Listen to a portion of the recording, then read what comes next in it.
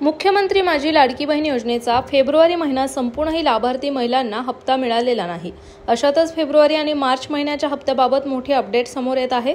तर राज्य सरकारकडून लाडकी बहीण योजनेचा फेब्रुवारी महिन्याचा हप्ता आंतरराष्ट्रीय महिला दिनाच्या पूर्वसंध्येला दिला जाणार असल्याची माहिती महिला आणि बालविकास मंत्री आदिती तटकरे यांनी दिली आहे। तसेच मार्च महिन्याचा हप्ता विधिमंडळाचं अर्थसंकल्पीय अधिवेशनानंतर विभागाला निधी प्राप्त झाल्यानंतर दिला जाईल असेही त्यांनी म्हटले आहे।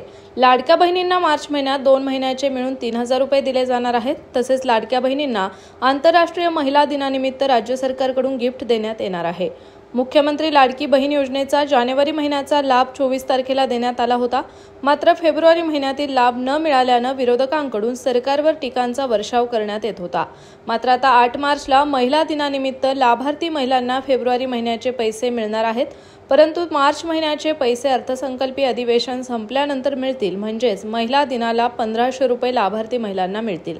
विधानसभा निवडणुकीत महायुती सरकारला लाडकी बहीण योजनेचा मोठ्या प्रमाणात फायदा झाला होता।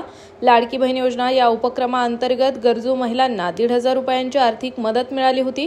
मात्र विधानसभा निवडणुकीनंतर सरकारने लाडकी बहीण योजनेच्या निकषांची काटेकोर अंमलबजावणी सुरू केली। याशिवाय या योजनेसाठी ई-केवायसी आणि जिवंत असल्याचा दाखला सक्तीचा करण्यात आला होता। तसेच लाडकी बहीण योजनेचे पैसे घेणाऱ्या महिलांच्या घरी चारचाकी आहे किंवा नाही हे तपासण्यासाठी सर्वेक्षण देखील करण्यात आले होते। या सर्वेक्षणानंतर लाडकी बहीण योजनेतील तब्बल 8 लाख लाभार्थी महिला अपात्र ठरल्या होत्या। दरम्यान जुलै ते जानेवारी महिन्यापर्यंत लाडक्या बहिणींना प्रत्येकी 10,500 रुपयांचा लाभ मिळाला आहे। तर या अर्थसंकल्पात लाडकी बहीण योजनेच्या हप्त्याची रक्कम 2100 रुपये होणार का याकडे सर्वांचेच लक्ष लागले आहे।